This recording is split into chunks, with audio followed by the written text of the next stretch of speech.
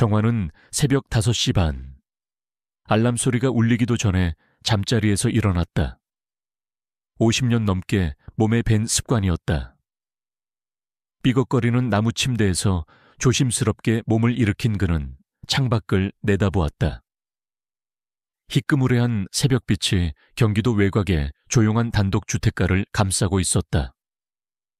멀리서 들려오는 닭 울음소리가 고요한 아침의 시작을 알렸다. 정화는 창문을 살짝 열어 신선한 새벽 공기를 들이마셨다. 늦가을의 차가운 공기가 폐부 깊숙이 파고들었다. 그때였다. 침대 옆에 웅크리고 잠들어 있던 하얀 진돗개 한 마리가 몸을 일으켰다. 하늘이었다. 하늘이는 눈을 비비며 기지개를 켠 후 정환의 발치로 다가와 꼬리를 살랑거렸다. 정환은 말없이 하늘이의 머리를 쓰다듬어 주었다. 하늘이는 주인의 따뜻한 손길을 느끼며 눈을 감았다. 그들에게는 말이 필요 없었다. 수년간의 침묵이 만들어낸 견고한 유대감이 그들의 아침을 채우고 있었다. 정환은 부엌으로 향했다. 낡은 냉장고 문을 열어 어제 남은 반찬을 꺼냈다. 갓 지은 밥과 묵은지, 김치찌개. 소박하지만 정갈한 한 끼였다. 가스레인지에 불을 붙이고 냄비에 찌개를 드는 동안 정환은 하늘이의 사료를 그릇에 담았다. 하늘이는 낑낑거리지 않고 얌전히 그를 기다렸다. 그에게는 하늘이의 눈빛만 봐도 무엇을 원하는지 알 수 있었다. 사료 위에 가끔씩 삶은 닭가슴살을 찢어 올려주면 하늘이는 그제야 기쁨의 꼬리 흔들기로 화답했다. 하늘아, 오늘은 닭고기가 없네. 어제 다 먹었지. 정환의 목소리에는 따뜻함이 가득했다. 그의 말에 하늘이는 고개를 갸웃거리며 그를 바라보았다. 마치 할아버지의 말을 모두 이해하는 것처럼 보였다. 정환은 그런 하늘이를 보며 미소 지었다. 그의 삶은 3년 전 아내를 먼저 떠나보낸 후 텅 비어버렸지만 하늘이가 그 빈 공간을 조용히 채워주고 있었다.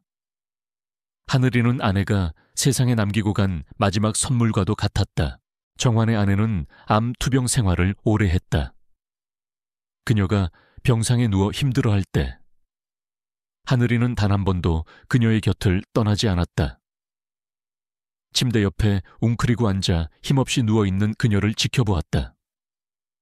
마치 아픔을 함께 나누려는 듯 슬픈 눈빛으로 그녀를 바라보곤 했다. 아내가 숨을 거두던 날 하늘이는 평소보다 더 격렬하게 울부짖었다. 그 울음소리는 정환의 가슴을 찢어놓는 듯했다. 하늘이는 그렇게 마지막까지 아내의 곁을 지켰다. 그때부터 정환에게 하늘이는 단순한 개가 아니었다. 하늘이는 아내의 흔적이었고 아내의 분신이었다. 정환은 하늘이의 눈을 보며 아내를 떠올렸고 하늘이의 냄새를 맡으며 아내의 채취를 기억했다. 하늘이는 정환의 외로움을 달래주는 유일한 존재였다. 그는 하늘이에게 매일 아침 하늘아, 오늘도 좋은 하루구나 라고 인사하며 머리를 쓰다듬어 주었다. 그 말은 사실 하늘이에게 하는 말이 아니라 하늘에 있는 아내에게 보내는 안부 인사였다. 하늘이는 민감한 개였다. 정환이 평소와 다른 행동을 할 때면 귀신같이 알아차렸다. 한 번은 정환이 감기 몸살로 몸져 누워 약 먹을 시간을 놓쳤을 때였다. 하늘이는 약통이 놓여있는 탁자 앞에서 낑낑거렸다. 정환은 처음엔 대수롭지 않게 여겼지만 하늘이의 낑낑거림이 멈추지 않자 결국 몸을 일으켜 약을 먹었다. 나중에 보니 하늘이는 약통을 입으로 물어와서 정환의 손에 올려놓기까지 했다. 정환은 그 영특함에 감탄하며 눈물을 글썽였다. 하늘이의 영리함은 일상 곳곳에서 드러났다. 정환이 거실에서 텔레비전을 보다가 잠이 들면 하늘이는 조용히 일어나 담요를 물어와 그의 몸에 덮어주려 했다. 물론 제대로 덮어주지는 못했지만 그 마음만으로도 정환은 충분히 고마웠다. 정환이 집을 나설 때 현관문을 잠그지 않고 나가면 하늘이는 현관문 앞에서 으르렁거렸다. 마치 할아버지, 문 잠그는 걸 잊으셨어요 라고 말하는 것처럼. 정화는 그럴 때마다 하늘이의 머리를 쓰다듬으며 웃었다. 정말 사람보다 더 사람 같아. 정환에게 하늘이는 단순한 반려동물이 아니었다. 가족이자 친구였고 무엇보다 아내가 남겨준 마지막 사랑이었다. 그는 하늘이를 보며 아내와의 추억을 되새겼고 하늘이를 쓰다듬으며 아내의 온기를 느꼈다. 그에게 하늘이는 삶의 전부였다. 오후가 되면 정환은 하늘이와 함께 동네 한 바퀴를 산책했다. 하늘이는 언제나 정환의 발걸음에 맞춰 걸었다. 너무 빨리 걷지도 너무 느리게 걷지도 않았다. 산책길에서 만나는 동네 사람들은 모두 정환과 하늘이를 반갑게 맞이했다. 할아버지, 오늘도 산책 나오셨네요. 하늘이 정말 영특해 보여요. 사람들의 인사는 정환에게 하루의 활력소가 되었다. 하늘이 역시 사람들이 다가오면 꼬리를 흔들며 애교를 부렸다. 하지만 낯선 사람에게는 경계심을 늦추지 않았다. 특히 정환을 위험에 빠뜨릴 수 있는 존재에 대해서는 더욱 예민하게 반응했다. 집으로 돌아오면 정환은 하늘이와 함께 마당에 나가 별을 보았다. 하늘아, 저기 가장 밝은 별이 할머니일까? 정환의 말에 하늘이는 그가 가리키는 방향을 바라보며 작은 소리로 울음소리를 냈다. 슬픈 울음이 아니라 그리움을 표현하는 듯한 소리였다. 그 순간만큼은 정환과 하늘이 모두 아내를 그리고 할머니를 떠올리며 조용한 시간을 보냈다. 그렇게 3년이 흘렀다. 정환과 하늘이는 서로를 의지하며 외롭지 않은 일상을 만들어갔다. 때로는 외로움이 밀려오기도 했지만 하늘이가 있어서 견딜 수 있었다. 하늘이 역시 정환이 있어서 할머니를 그리워하는 마음을 달랠 수 있었을 것이다. 둘 사이에는 말로 표현할 수 없는 깊은 유대감이 형성되어 있었다. 그들의 삶은 평화로웠고 그 평화가 영원히 지속될 것만 같았다. 하지만 그 평화는 머지않아 깨질 운명이었다. 늦은 오후, 정환이 마당에서 하늘이와 공놀이를 하고 있을 때였다. 낡은 휴대폰이 요란하게 울렸다. 정환은 하늘이에게 잠시 멈추라는 듯 손짓을 한 후 주머니에서 휴대폰을 꺼냈다. 화면에는 막내 아들 지훈이라는 이름이 떠 있었다. 정환의 얼굴에 환한 미소가 번졌다. 3년 전 아내가 세상을 떠난 후 정환의 삶은 온통 고요함으로 채워져 있었다. 유일한 소리는 하늘이의 낑낑거림이나 텔레비전 소리뿐이었는데 이렇게 불쑥 울리는 전화벨 소리는 삶에 활력을 불어넣어주는 듯했다. 응, 지훈아. 잘 있었니? 오랜만이구나. 정환의 목소리에는 반가움이 가득했다. 하늘이 역시 민수가 전화를 받자 꼬리를 살랑거리며 그의 곁으로 다가왔다. 마치 철민의 목소리가 들리는 것을 아는 것처럼 보였다. 아버지, 저 지훈이에요. 잘 지내셨어요? 그래, 잘 지내고 말고. 너는 서울 생활은 괜찮고, 네, 아버지 덕분에 잘 지내고 있어요. 아버지, 사실 제가 전화드린 이유가 있어요. 지훈의 목소리는 평소보다 더 진중하게 들렸다. 정환은 순간 가슴이 철렁 내려앉았다. 혹시 무슨 일이 생긴 건 아닌지 걱정이 밀려왔다. 무슨 일이니? 무슨 일 있어? 아니요. 나쁜 일 아니에요. 오히려 좋은 일이에요. 제가 이번에 회사를 그만두게 되었거든요. 그래서 생각해 봤는데 아버지와 함께 살면서 모시고 싶다는 생각이 들었어요. 혼자 계시니까 걱정도 되고 저도 새로운 시작을 하고 싶어서요. 정환은 잠시 말을 잇지 못했다. 기쁨과 놀라움이 동시에 밀려왔다. 3년 동안 하늘이와 둘이서만 지내왔는데 갑자기 아들이 함께 살자고 하니 믿기지 않았다. 가슴이 벅차올라 눈물이 핑 돌았다. 정말이니 지훈아. 정말이 아버지야 좋지만 너희는 괜찮겠니? 물론이죠. 아버지. 그리고 서연이도 함께 가겠다고 그래요. 아버지 모시는 일이니까 당연하다고 하더라고요. 정화는 지훈의 아내 서연을 몇 번 만나본 적이 있었지만 그리 깊이 알지는 못했다. 결혼한 지 2년 정도 된 며느리였다.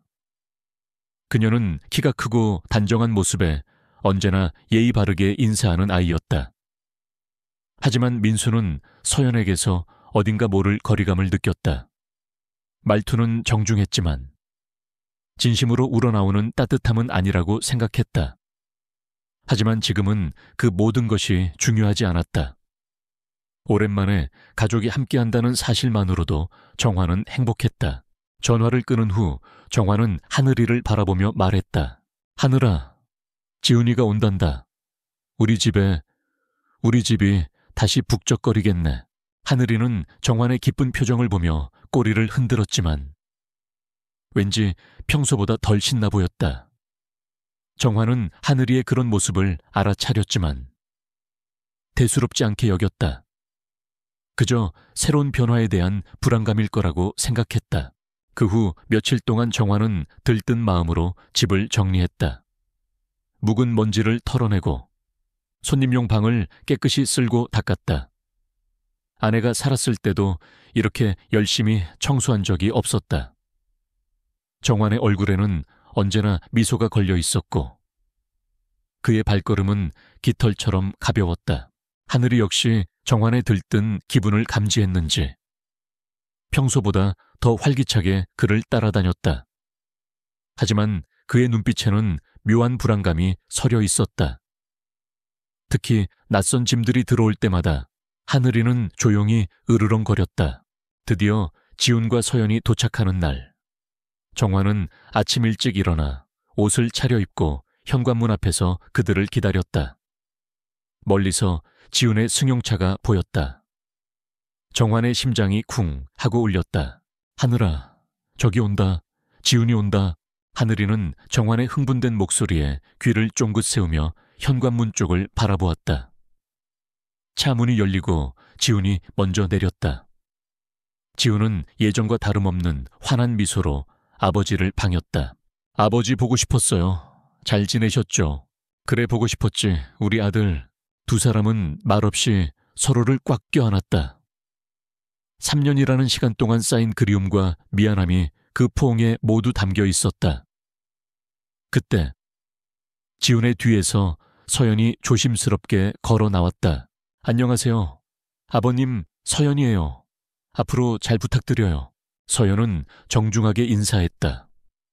그녀의 말투는 부드러웠고 표정은 밝았다.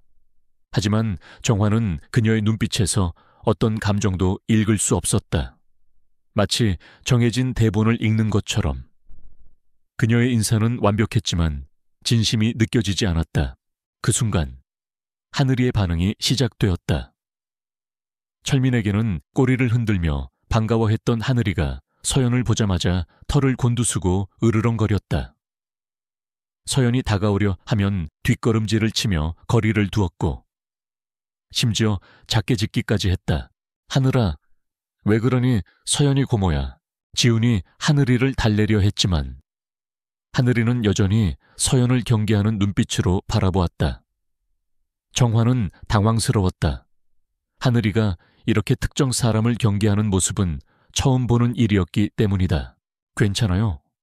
아버님, 걔들이 처음엔 낯선 사람을 경계하잖아요. 시간이 지나면 익숙해질 거예요. 서연은 억지로 미소를 지으며 말했지만 그 미소는 어딘가 어색해 보였다. 진심 어린 웃음이라기보다는 의무적으로 짓는 웃음 같았다. 정환은 미안함과 함께 당황스러움을 감추지 못했다. 가족 모두가 거실에 모여 앉아 식사를 할 때였다. 서연은 능숙하게 음식을 차려냈지만 그녀의 태도는 여전히 어딘가 어색했다. 아버님, 음식이 입에 맞으시나요? 제가 요리를 별로 못해서요.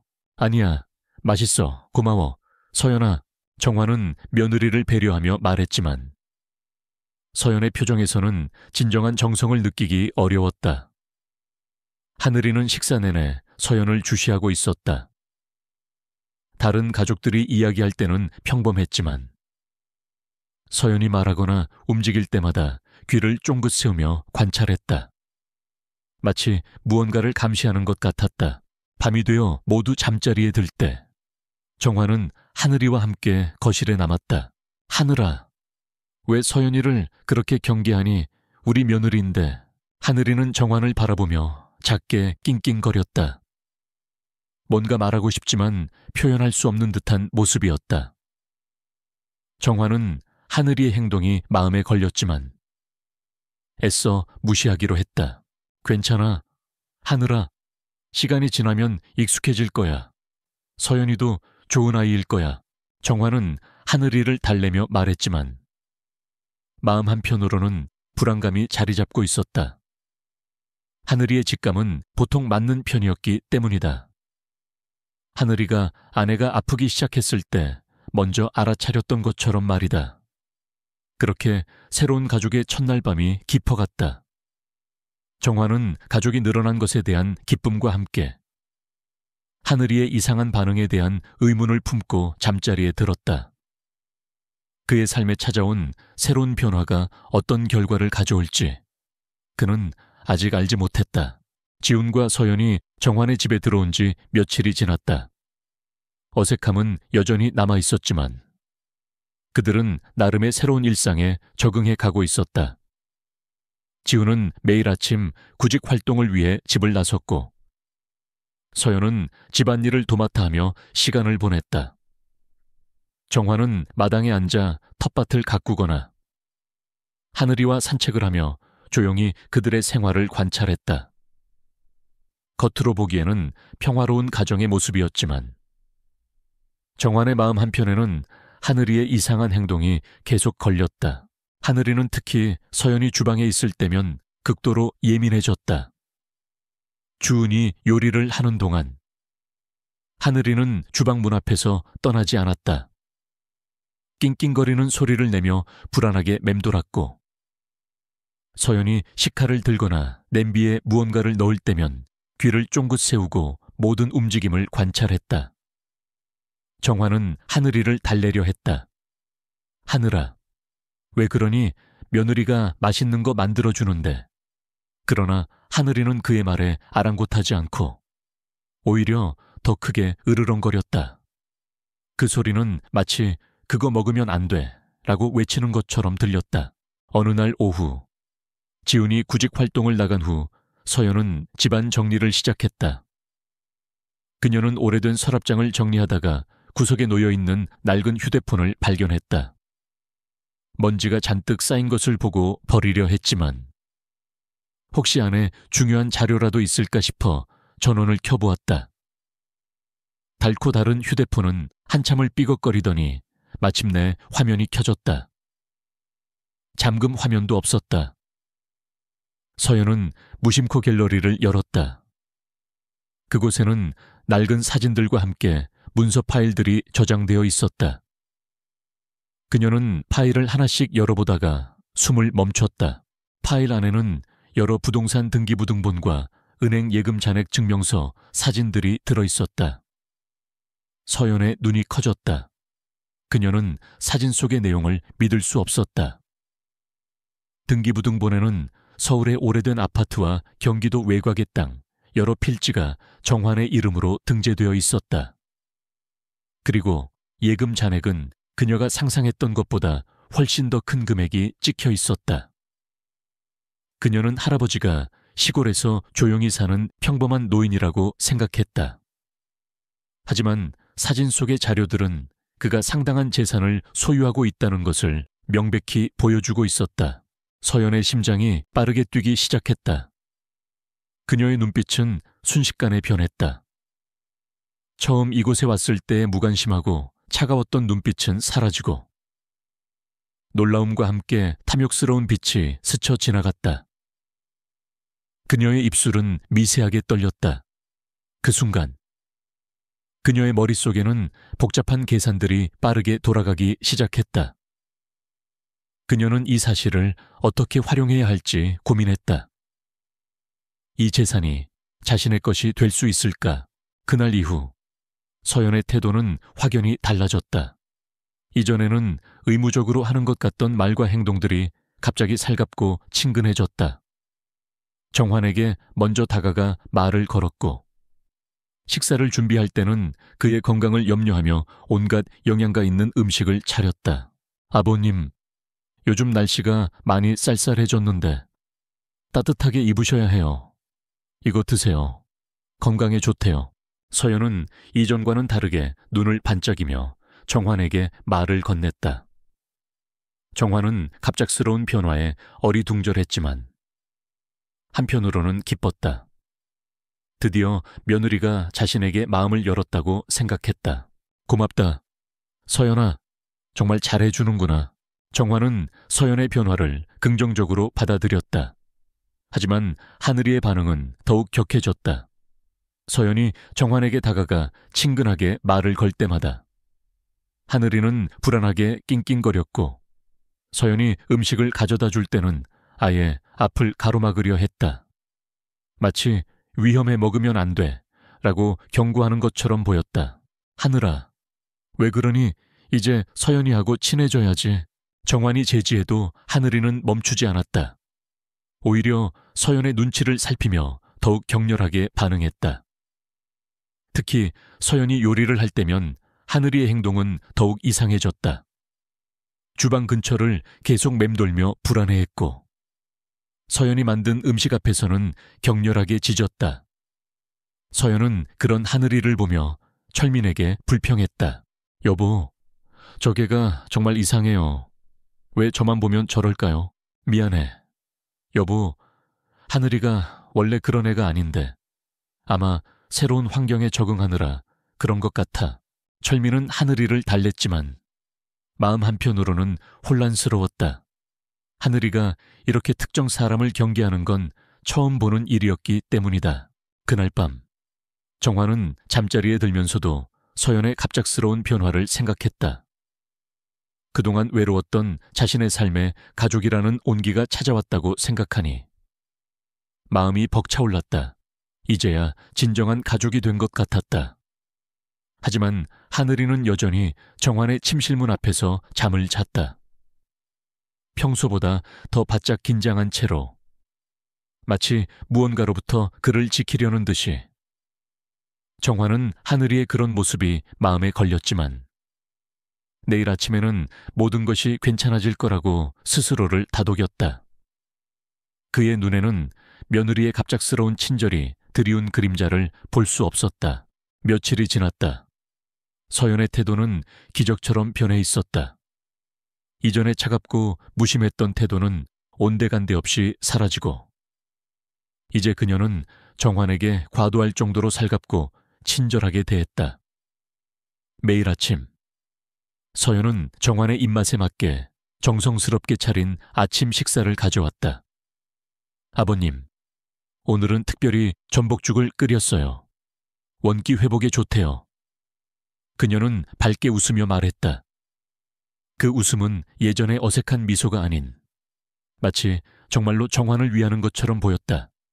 하지만 정환은 어딘지 모르게 어색한 친절에 조금 당황스러워하면서도 마음속으로는 기쁨을 감추지 못했다. 가족이 자신에게 이렇게 살갑게 다가오는 것은 정말 오랜만이었기 때문이다. 그러나 서연의 친절함이 깊어질수록 하늘이의 경계심은 더욱 격렬해졌다. 서연이 정환에게 음식을 가져다 줄 때면 하늘이는 즉시 그녀의 앞을 가로막고 섰다. 으르렁거리는 소리는 이제 낮고 음산한 경고음을 넘어 격렬한 울부짖음으로 변해 있었다. 하늘이는 털을 곤두선 채 음식 그릇을 향해 이빨을 드러내며 으르렁거렸다.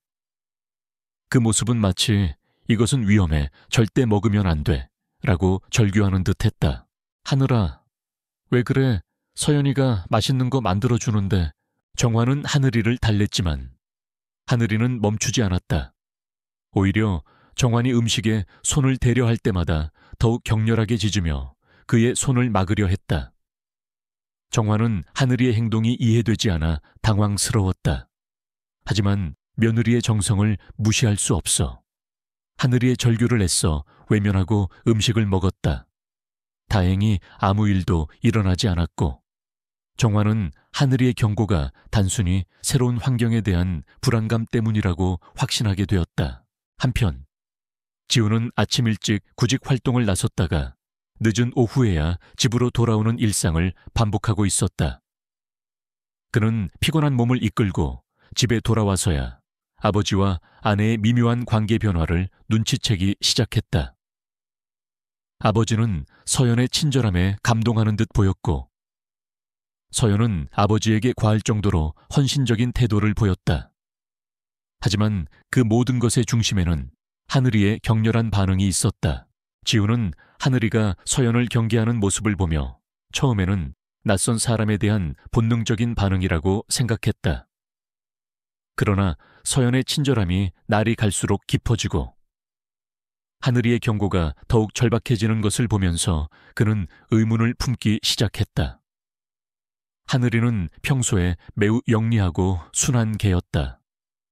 아버지를 보호하려는 본능이 강하긴 했지만 이렇게까지 특정 사람을 향해 지속적으로 적개심을 드러낸 적은 한 번도 없었다. 지훈의 마음속에서는 아내에 대한 믿음과 하늘이의 직감 사이에서 격렬한 충돌이 일어났다. 설마 서연이가 무슨 짓을 할 리가 없잖아. 내 아내인데.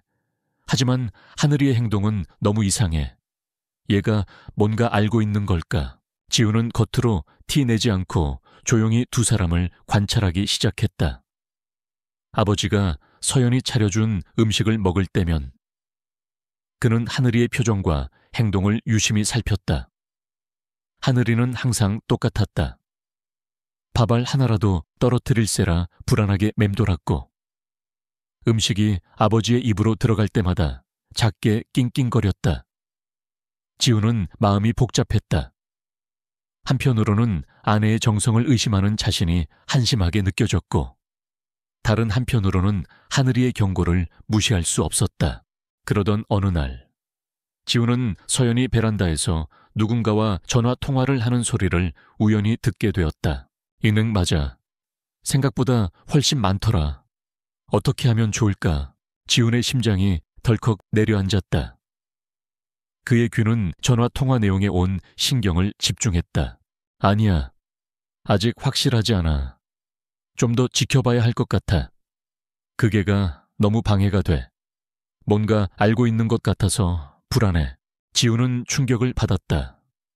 재산, 방해, 그 개. 서연의 목소리는 평소와 다름없었지만 그 단어들은 너무나 명확하게 지훈의 귀에 박혔다. 그는 서연의 대화 내용이 자신들의 이야기가 아닌 다른 사람의 이야기이기를 바랐지만 그 개라는 말은 하늘이를 지칭하는 것이 분명했다. 그날 밤 지훈은 잠을 이루지 못했다.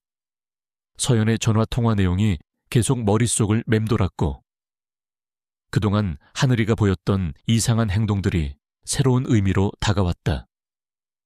혹시 하늘이가 정말 뭔가 알고 있는 건 아닐까? 서연이 정말 아버지에게 해를 끼칠 생각을 하고 있는 건가? 지우는 자신의 상상에 소름이 돋았다.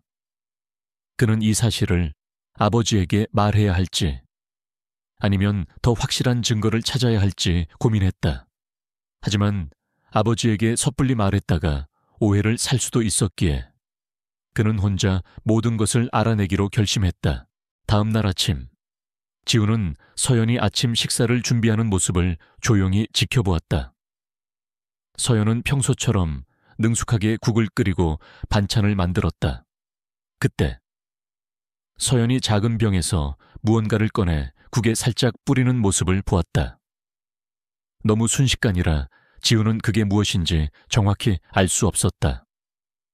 하지만 그의 눈은 그 작은 병의 모양을 놓치지 않았다. 그것은 주방에서 흔히 쓰는 조미료 병과는 다르게 생겼었다. 하늘이 역시 그 모습을 놓치지 않았다. 하늘이는 서연이 그 병을 꺼냈을 때부터 격렬하게 짖기 시작했다. 그 소리는 마치 절규하는 것처럼 들렸다. 서연은 당황한 듯 하늘이를 쳐다보았고 지우는 그 순간 서연의 눈빛에서 찰나의 초조함을 보았다. 서연은 곧 평정을 되찾고 아무 일 없다는 듯 다시 요리를 이어갔다. 아침 식사가 차려졌고 정화는 국물을 먼저 떠서 맛보았다. 맛있네. 서연이가 정말 요리 솜씨가 많이 늘었구나. 정환의 칭찬에 서연은 환하게 웃었다. 하지만 하늘이는 정환의 발치에 바짝 붙어 앉아 계속해서 낑낑거렸다. 지우는 젓가락을 들었다 놓았다. 그는 차마 그 음식을 먹을 수 없었다. 하늘이의 절박한 경고와 서연의 수상한 행동, 그리고 자신의 귀로 직접 들은 전화통화 내용이 모두 하나로 연결되는 듯했다. 지우는 그날 아침 식사를 마치고 출근하는 척 조용히 집을 나섰다. 그리고는 집 근처 공원 벤치에 앉아 깊은 생각에 잠겼다. 이제 그는 더 이상 서연의 행동을 외면할 수 없었다. 그는 결심했다. 무슨 일이 있어도 아버지와 하늘이를 지켜야 한다고. 며칠 후 서연은 모두에게 예상치 못한 제안을 했다. 아버님, 오늘 날씨가 정말 좋아요. 지난번에 김밥을 제대로 못 드셔서 아쉬웠는데 오늘은 다시 한번 도전해봐요. 제가 정성껏 김밥을 쌌어요. 도시락 싸서 공원으로 나들이 가는 건 어떠세요? 그녀는 밝게 웃으며 말했다. 그 웃음에는 어떤 의심의 여지도 없어 보였다.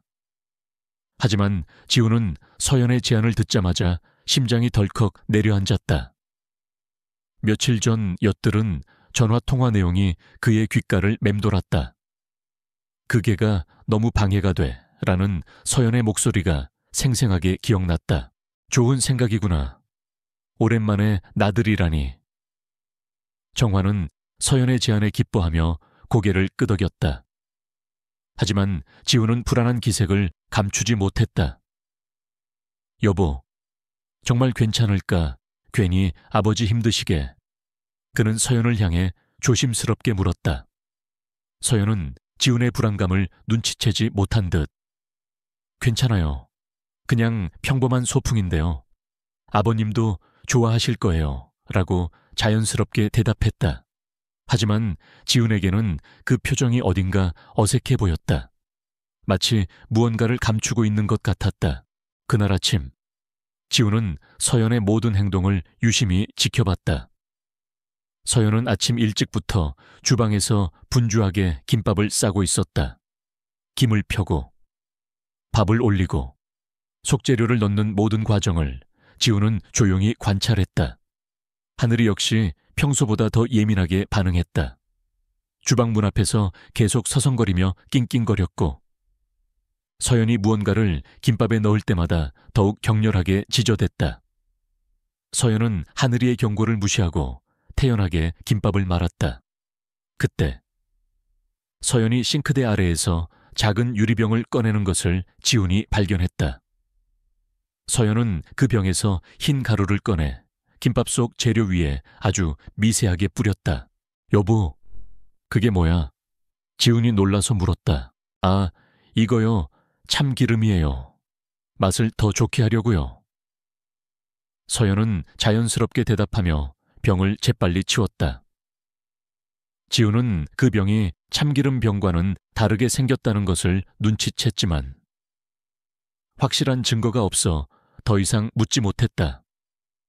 하지만 그의 마음속에는 불안감과 확신이 뒤섞이며 폭풍처럼 휘몰아쳤다.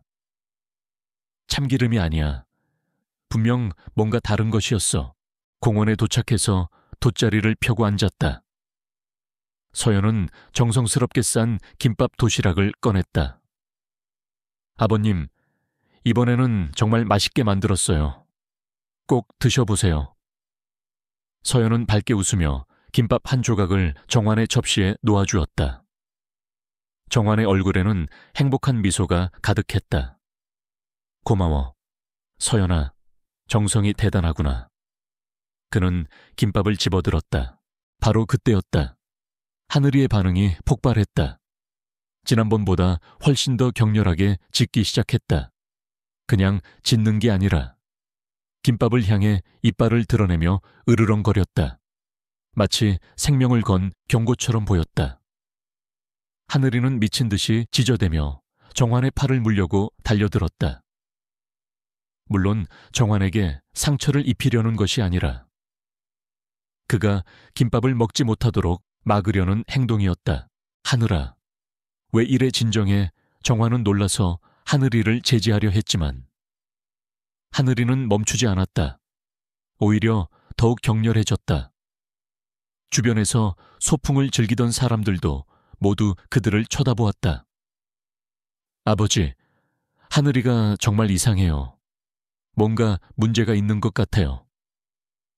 지훈이 걱정스러운 목소리로 말했다. 하늘이의 행동은 평소와 너무 달랐다. 이렇게까지 필사적으로 무언가를 막으려 하는 것은 처음 보는 일이었다. 하지만 정환은 며느리의 정성을 무시할 수 없었다. 그는 하늘이의 절박한 경고를 애써 외면하고 김밥을 입에 넣었다. 미안해. 하늘아, 할아버지가 한 입만 먹어볼게.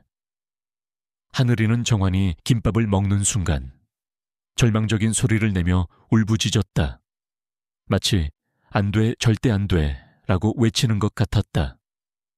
하늘이는 정환의 다리에 매달려 그의 행동을 막으려 했지만 이미 김밥은 정환의 입으로 들어간 후였다. 정환은 김밥을 씹으며 맛있네. 서연이가 정말 잘 만들었구나 라고 말했다. 그의 칭찬에 서연의 얼굴에 안도의 표정이 스쳐 지나갔다. 지훈은 그 미묘한 표정 변화를 놓치지 않았다. 왜 안도하는 거지 혹시? 정말로 지훈의 불안감은 확신으로 변해갔다. 몇 분이 지났다. 정환은 갑자기 숟가락을 떨어뜨렸다. 갑자기 어지럽네. 그의 목소리는 점점 흐릿해졌다. 지훈과 서연은 동시에 정환을 바라보았다.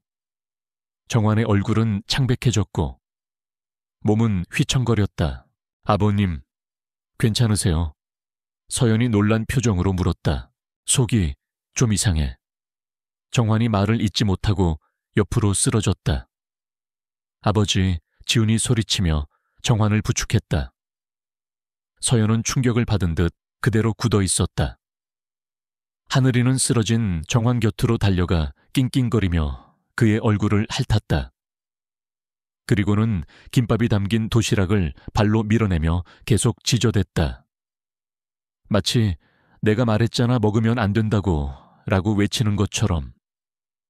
지훈은 정신을 차리고 서둘러 179에 전화했다. 그는 정환을 부축하며 김밥 도시락을 챙겼다. 뭔가 수상하다는 느낌이 강하게 들었기 때문이다. 정환이 쓰러지는 순간 공원 주변은 순식간에 혼란에 휩싸였다. 아버지, 지훈의 절규가 드높은 하늘을 갈랐다. 서연은 입을 가린 채 굳어 있었지만 그녀의 눈빛에는 두려움과 함께 알 수 없는 초조함이 서려 있었다. 하늘이는 쓰러진 주인의 곁으로 달려가 낑낑거렸다. 그 소리는 여느 때와 다른 슬픔과 분노가 뒤섞인 울음소리였다. 하늘이는 정환의 얼굴을 핥으며 그를 깨우려 애썼다. 그러나 정환의 의식은 이미 희미해진 상태였다. 하늘이는 정환의 곁을 잠시 떠나 지훈에게 달려왔다. 그의 바짓가랑이를 물고 낑낑거렸다. 하늘아, 왜 그래? 아버지 좀 도와줘. 지훈은 이성적으로 생각할 겨를도 없이 하늘이에게 소리쳤다. 하늘이는 지훈의 말을 이해한 듯 다시 쓰러진 정환의 곁으로 돌아가더니 발로 김밥 도시락을 거칠게 밀어냈다. 마치 이게 문제야, 이게 위험하다고 라고 외치는 것 같았다. 그 순간 지훈의 머릿속에 번개처럼 모든 것이 스쳐 지나갔다. 하늘이의 이상한 행동, 서연의 수상한 전화통화, 그리고 아까 보았던 정체 모를 작은 병. 모든 퍼즐 조각이 맞춰지는 듯했다. 시얼마, 서연이가 지우는 충격과 분노로 온몸이 떨렸지만 지금은 분노할 때가 아니었다. 그는 이성을 되찾고 가장 중요한 결정을 내렸다. 증거를 확보해야 한다. 지우는 재빨리 김밥 한 조각을 주워 들었다. 서연이 여보, 뭐 하는 거야? 라고 소리쳤지만 지우는 그녀의 말을 무시했다. 그는 그 김밥 조각을 손수건에 싸서 주머니에 넣었다. 그리고 곧바로 119에 전화했다. 여기 경기도 남양주시 평내호평역 공원입니다. 아버지가 갑자기 쓰러지셨어요. 빨리 와주세요. 지훈의 목소리는 다급했지만 그의 눈빛은 어느 때보다 차가웠다. 서연은 지훈의 행동을 보며 안절부절 못했다. 여보, 김밥은 왜 챙기는 거야 버려. 빨리. 그리고 그녀의 목소리는 떨렸다. 지훈은 그녀의 눈을 똑바로 쳐다보았다. 당신이 뭘 했는지 내가 모를 거라고 생각했어. 지훈의 차가운 목소리에 서연의 얼굴이 창백해졌다. 그녀는 더 이상 아무 말도 할 수 없었다. 그녀는 그저 연기하는 듯한 걱정스러운 표정을 지으며 주변 사람들에게 상황을 설명하기에 바빴다. 잠시 후 구급차가 요란한 사이렌 소리를 내며 공원 입구에 도착했다. 정화는 들것에 실려 구급차 안으로 옮겨졌다. 지훈은 구급대원에게 상황을 설명하며 함께 구급차에 올라탔다. 서연은 구급체 타려 했지만 지훈은 그녀를 막아섰다. 당신은 집에 가서 기다려. 나중에 경찰이 연락할 거야. 지훈의 말에 서연은 온몸이 굳어버렸다. 경찰. 그녀는 지훈의 의도를 알아차리고 충격에 휩싸였다. 구급차 문이 닫히고 구급차는 서둘러 병원을 향해 떠났다. 서연은 그 자리에 망연자실한 채 홀로 서 있었다. 하늘이는 구급차가 멀어질 때까지 계속 짖었다. 주인을 따라가지 못한 슬픔과 위험을 알렸음에도 무시당한 분노가 뒤섞인 듯했다. 지우는 구급차 안에서 정환의 창백한 얼굴을 바라보며 주머니 속에 김밥 조각을 꽉 쥐었다. 그의 마음속은 분노와 배신감으로 가득 차 있었다. 병원 응급실에 도착하자마자 정환은 곧바로 검사를 받기 위해 이송되었다. 지우는 의사에게 상황을 설명하며 주머니에서 김밥 조각을 꺼내 건넸다. 의사 선생님, 혹시 이것 때문일까요? 아버지가 이 김밥을 드시고 갑자기 쓰러지셨습니다. 뭔가 이상한 것 같습니다. 의사는 지훈의 말을 듣고 김밥 조각을 진지하게 살폈다. 그리고는 곧바로 성분 검사를 의뢰했다. 지훈은 초조하게 응급실 앞에서 기다렸다. 그의 머릿속은 온통 혼란스러웠다. 정말 내 아내가 그런 짓을 한 건가? 내가 잘못 안 것일 수도 있잖아. 하지만 하늘이의 필사적인 경고와 서연의 수상한 행동들이 계속해서 그의 뇌리를 스쳤다. 그는 자신의 의심이 틀렸기를 바랐지만 동시에 그의 본능은 서연이 거짓말을 하고 있다는 것을 알고 있었다. 그때 간호사가 다가와 정환의 상태가 안정되었다고 알려주었다. 다행히 생명에는 지장이 없지만 정밀 검사가 필요하다고 했다. 지우는 안도에 한숨을 내쉬었다. 하늘이의 경고 덕분에 아버지가 큰 위험을 넘긴 것이 분명했다.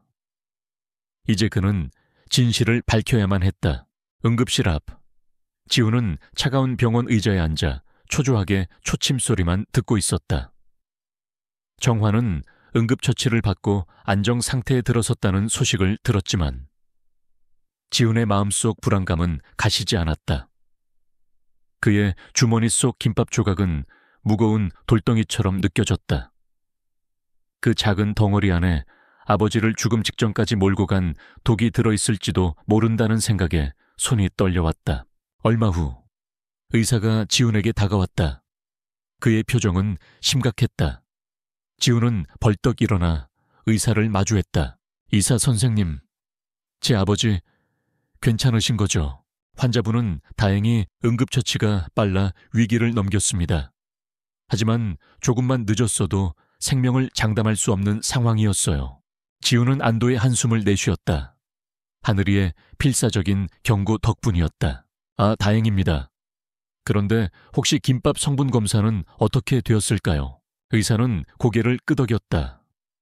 네, 검사 결과가 나왔습니다. 김밥에서는 다량의 수면제 성분이 검출되었습니다. 성인의 치사량을 훨씬 웃도는 양이에요. 지훈의 머릿속이 멍해졌다.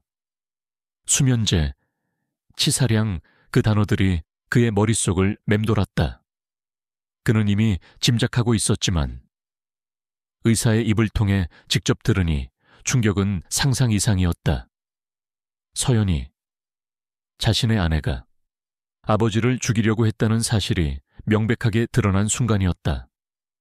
지훈의 눈앞이 흐릿해졌다. 배신감과 분노, 그리고 무엇보다 자신이 아버지를 위험에 빠뜨렸다는 죄책감이 그의 온몸을 짓눌렀다.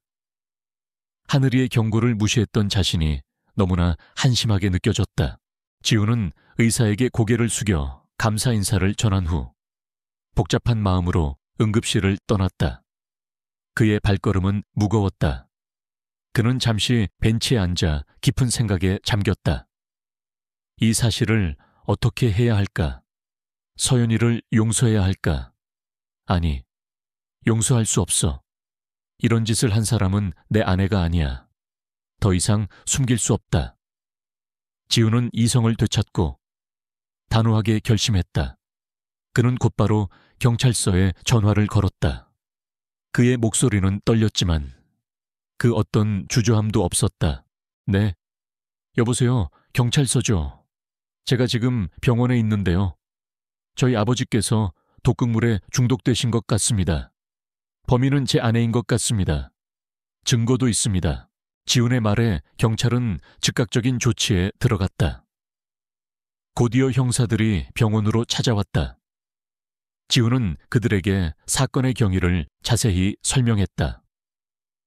서연의 갑작스러운 태도 변화, 하늘이의 경고, 며칠 전 엿들은 전화 통화 내용, 그리고 공원에서 벌어진 모든 일들을 빠짐없이 이야기했다. 마지막으로 주머니에 고이 넣어두었던 김밥 조각을 증거물로 제출했다. 형사는 지훈의 진술을 듣고 고개를 끄덕였다. 알겠습니다. 말씀하신 내용을 토대로 즉시 수사에 착수하겠습니다. 용의자는 지금 어디에 있습니까? 집에 있을 겁니다. 알겠습니다. 소환 조사하겠습니다. 협조해 주셔서 감사합니다. 경찰은 현장 조사를 위해 곧바로 정환의 집으로 향했다. 그때 지훈의 휴대폰이 울렸다. 서연이었다. 여보, 아버지 괜찮으셔. 지금 병원에 계셔. 서연의 목소리는 불안했지만 겉으로는 걱정하는 척 연기하고 있었다. 지훈은 그녀의 가식적인 목소리에 치밀어 오르는 분노를 억눌렀다. 괜찮아.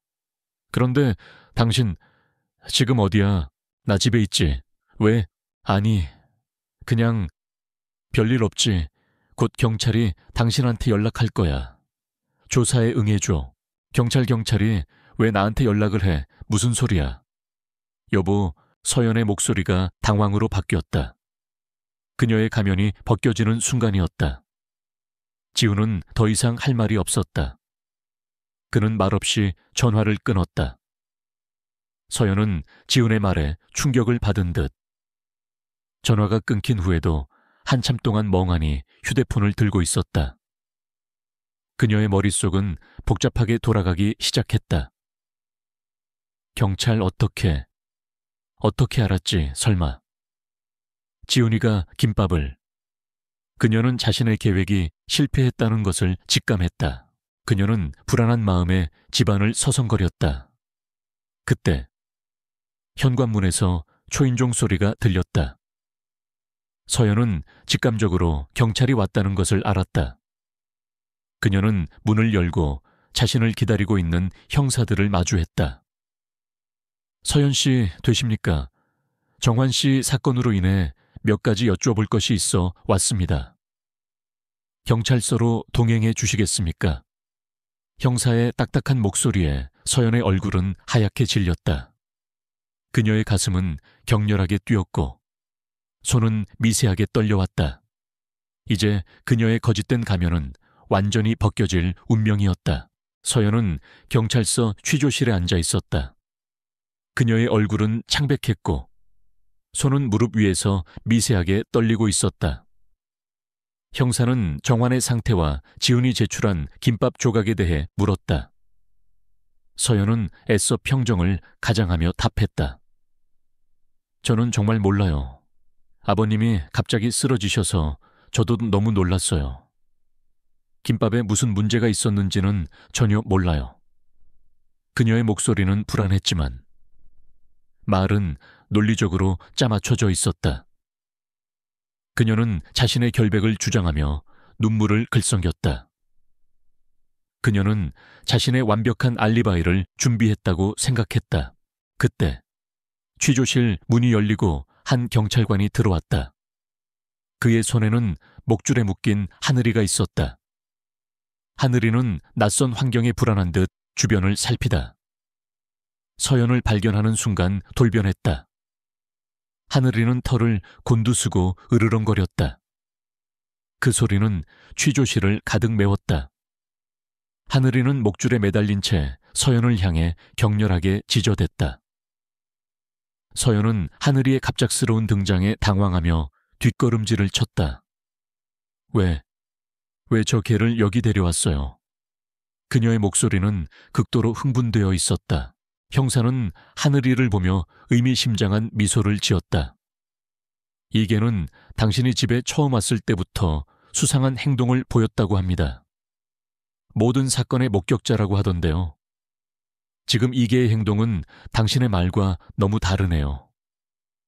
하늘이는 계속해서 서연을 향해 경고의 울부짖음을 냈다. 마치 그녀의 거짓말을 모두 알고 있다는 듯이. 서연은 이제 더 이상 자신의 감정을 숨길 수 없었다. 그녀의 완벽한 가면이 서서히 무너지기 시작했다. 그 순간 또 다른 형사가 취조실로 들어왔다. 그의 손에는 증거물이 담긴 비닐봉투가 들려 있었다. 형사는 비닐봉투 안의 물건을 서연의 눈앞에 보여주었다.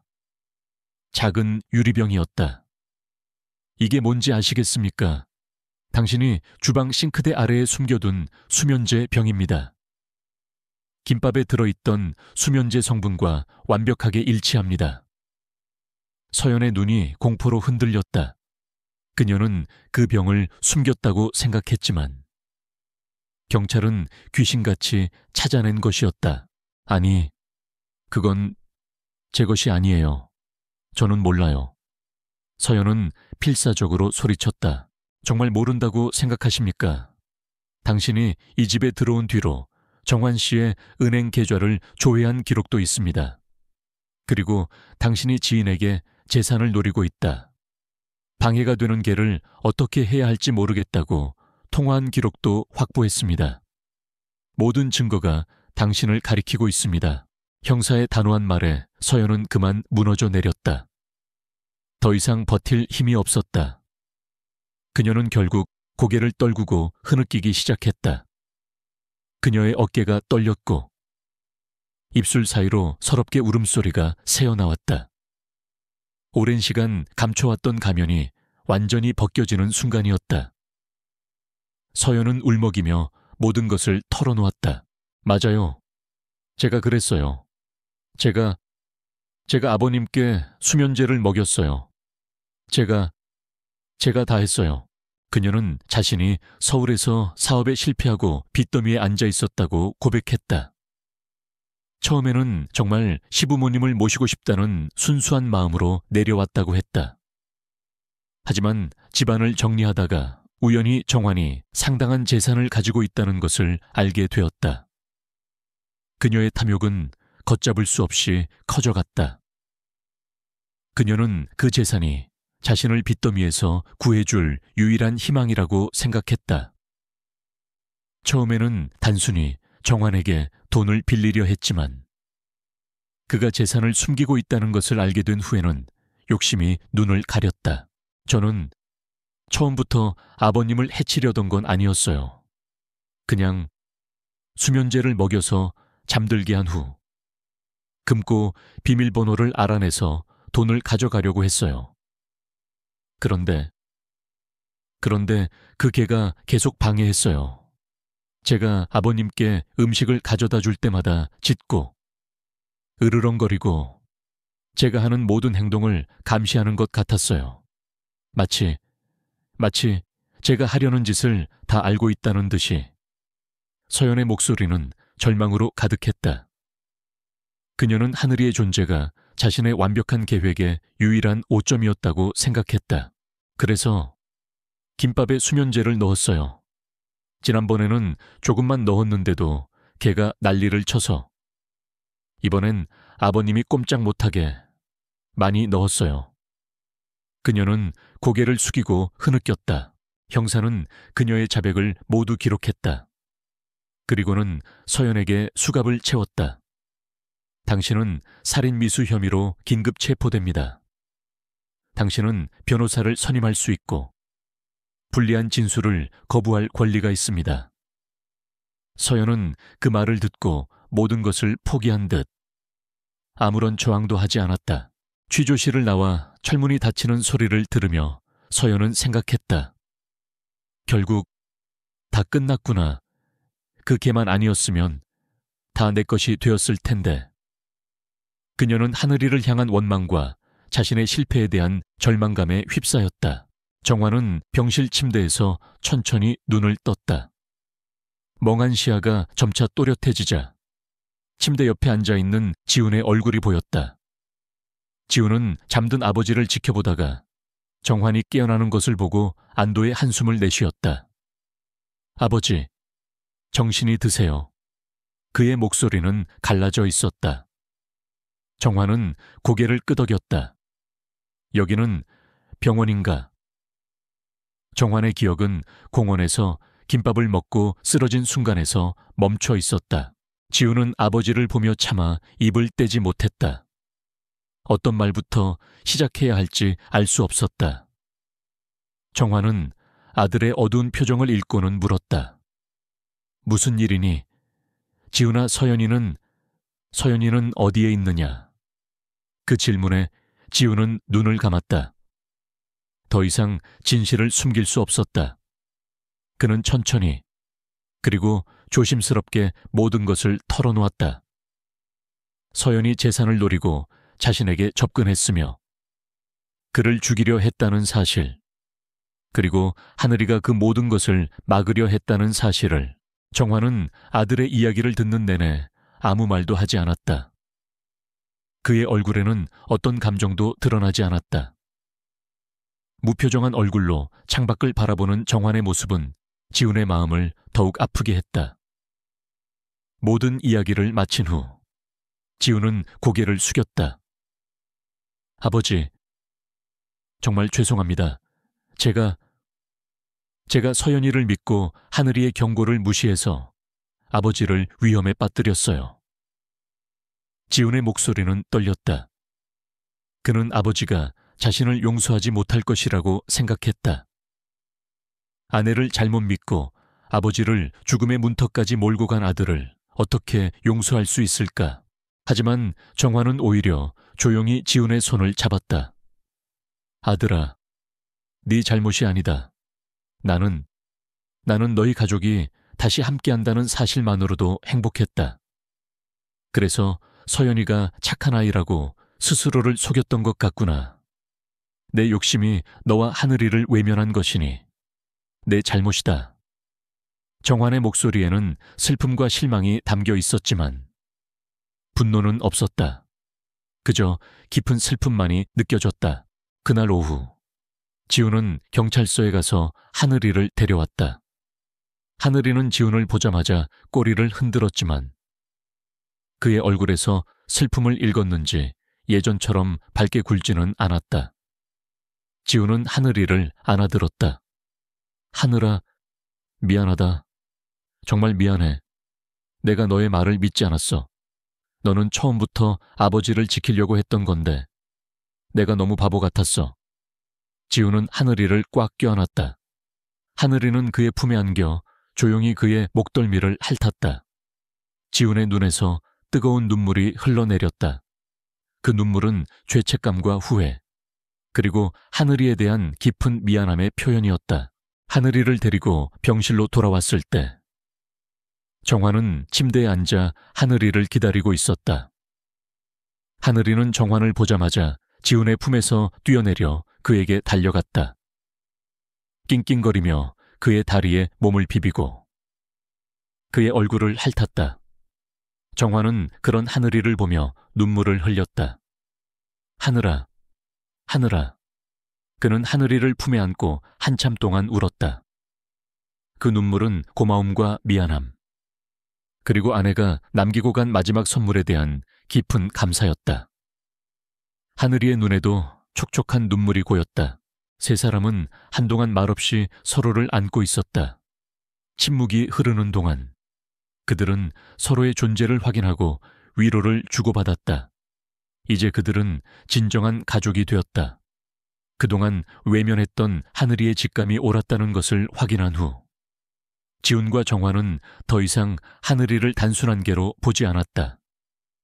하늘이는 정환의 생명을 구해준 은인이자 가족의 파국을 막아준 영웅이었다. 하늘이는 정환의 아내가 남긴 마지막 유산이자 그들의 영원한 수호신이었다. 그날 밤 지훈은 아버지의 병실에서 함께 밤을 보냈다. 정환은 깊은 잠에 들었고 지훈은 아버지의 손을 잡은 채 하늘이의 머리를 쓰다듬었다. 지훈은 더 이상 외롭지 않았다. 아버지를 지키고 하늘이를 믿으며 이제는 자신이 가족을 지켜야 한다는 책임감을 느꼈다. 그의 마음속에는 아직 배신감과 슬픔이 남아 있었지만 그 모든 것을 이겨낼 수 있는 용기가 생겼다. 하늘이의 따뜻한 온기가 그에게 힘을 주고 있었다. 하늘이는 평화롭게 잠들어 있었다. 마치 이제 안심하세요. 제가 여기 있으니 괜찮아요. 라고 말하는 것처럼 그들의 밤은 고요했지만 이전의 고요함과는 다른 희망으로 가득 찬 고요함이었다. 그들의 상처는 아물기 시작했다. 서연의 재판은 신속하게 진행되었다. 지훈과 정환의 진술, 그리고 김밥 성분에서 검출된 치사량의 수면제, 서연의 자백과 집에서 발견된 증거물까지 모든 것이 명백했다. 서연은 살인미수와 사기 혐의로 법의 심판을 받았고 결국 유죄 판결을 받고 수감되었다. 그녀는 자신의 탐욕이 빚어낸 비극적인 결과를 묵묵히 받아들였다. 지훈은 그녀의 판결을 지켜본 후 망설임 없이 이혼 서류에 도장을 찍었다. 서연과 함께한 짧은 결혼 생활은 그에게 깊은 상처와 배신감을 남겼지만 그 상처는 이제 아물기 시작할 것이었다. 지훈은 서울에 있는 자신의 짐을 모두 정리하고 아버지의 집으로 완전히 들어왔다. 그는 아버지와 함께 살기로 결심했다. 더 이상 혼자 내버려 둘 수 없었다. 정환 역시 아들과 함께 지내는 것이 좋았다. 둘은 집안 곳곳에 남아있는 서연의 흔적을 지우기 시작했다. 낡은 벽지를 뜯어내고 새로 페인트를 칠했다. 오래된 가구들을 버리고 새로운 가구들을 들였다. 그들의 손길이 닿을 때마다 집은 이전의 어둡고 무거웠던 분위기를 벗어나 점차 밝고 따뜻한 기운을 되찾아갔다. 그들의 새로운 일상은 평화롭고 조용했다. 지훈은 더 이상 구직 활동에 매달리지 않았다. 그는 작은 온라인 사업을 시작하며 집에서 일을 했고 틈틈이 아버지의 텃밭을 가꾸고 집안일을 도왔다. 정환은 아들과 함께 매일 아침을 먹고 함께 산책을 했다. 이제 그들의 곁에는 하늘이가 있었다. 하늘이는 그들의 그림자처럼 항상 함께했다. 예전처럼 묵묵히 그들을 지켜보았고 그들의 발걸음에 맞춰 걸었다. 하늘이는 이제 더 이상 단순한 개가 아니었다. 그녀는 가족의 영웅이었다. 정화는 동네 사람들을 만날 때마다 하늘이의 이야기를 들려주었다. 이 녀석 덕분에 내가 살아났지. 하늘이가 아니었으면 나는 벌써 저 세상 사람이 되었을 걸세. 사람들은 하늘이의 영특함에 감탄하며 고개를 끄덕였다. 지훈 역시 하늘이를 대하는 태도가 완전히 달라졌다. 이전에는 그저 귀여운 강아지라고 생각했지만 이제는 목숨을 구해준 은인처럼 하늘이를 존경했다. 그는 하늘이에게 매일 특별 간식을 챙겨주었고 하늘이를 쓰다듬을 때마다 고마워 하늘아라고 진심을 담아 말했다. 정화는 종종 아들과 함께 마루에 앉아 지난 날을 회상했다. 지훈아, 그동안 많이 힘들었지 아버지 때문에. 지훈은 고개를 저었다. 아니요, 아버지, 오히려 덕분에 많은 것을 깨달았어요. 가족의 소중함도, 그리고 하늘이의 사랑도요.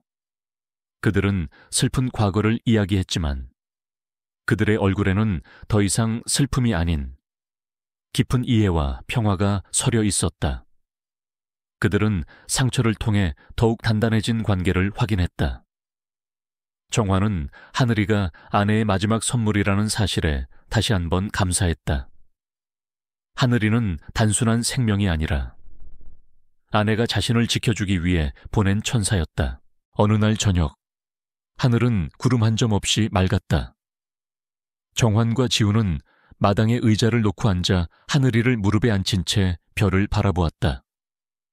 무수히 많은 별들이 밤하늘을 수놓고 있었다. 그들은 말없이 별들을 바라보았다. 정화는 멀리서 들려오는 풀벌레 소리에 귀 기울였다. 지훈은 하늘이의 부드러운 털을 쓰다듬었다. 그들에게는 더 이상 아무것도 필요 없었다. 그저 서로의 존재만으로도 충분했다. 아버지, 저기 가장 밝은 별이 엄마일까요? 지훈이 조용히 물었다. 글쎄다. 하지만 하늘이를 보면 알 수 있지 않을까? 정환은 하늘이의 머리를 쓰다듬으며 말했다. 하늘이는 정환의 따뜻한 손길을 느끼며 눈을 감았다. 마치, 네, 맞아요. 할머니가 저를 통해 아버님과 아들을 지켜보고 있어요. 라고 말하는 것 같았다. 그들의 삶은 평화로웠다. 이제 그들에게는 더 이상 불필요한 변화나 불안은 없었다. 가족의 의미를 다시 깨닫고 서로에게 의지하며 살아가는 정환과 지훈, 그리고 그들의 든든한 수호신 하늘이, 그들의 이야기는 이렇게 따뜻한 밤하늘 아래에서 영원한 평화를 찾았다.